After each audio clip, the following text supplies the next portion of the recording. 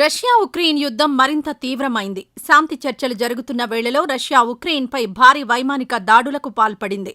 ఇది ఇరు దేశాల మధ్య సంక్లిష్టతను మరింత పెంచింది.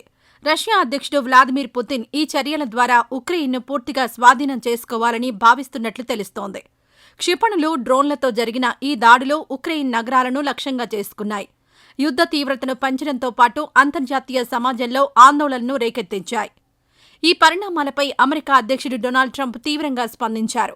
ఆయన పుతిన్ను తీవ్రంగా విమర్శిస్తూ ఆయన చర్యలను అస్థిరమైనవిగా, అసమంజసమైనవిగా పేర్కొన్నారు. తన సోషల్ మీడియా వేదిక ట్రూత్ సోషల్లో ఒక పోస్ట్లో పుతిన్ చర్యలు రష్యాకు దీర్ఘకాలంలో నష్టం కలిగిస్తాయని ట్రంప్ హెచ్చరించారు. ఉక్రెయిన్ను స్వాధీనం చేసుకోవాలనే పుతిన్ ఆలోచన రష్యా ఆర్థిక, రాజకీయ స్థిరత్వాన్ని దెబ్బతీస్తుందని ఆయన అభిప్రాయపడ్డారు.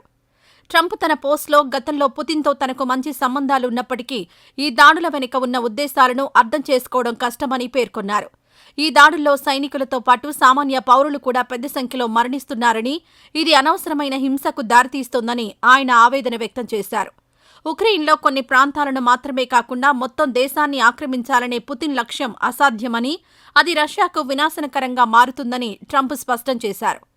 ఈ దాడుల నేపథ్యంలో శాంతి చర్చలు మరింత జటిలమవుతున్నాయి.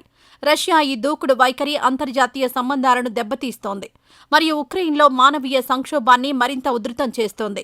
ట్రంప్ తన వ్యాఖ్యల ద్వారా ఈ యుద్ధం రష్యాకు దీర్ఘకాలంలో హాని కలిగిస్తుందని, ఇది ఆ దేశం యొక్క పతనానికి దారితీయవచ్చని హెచ్చరించారు.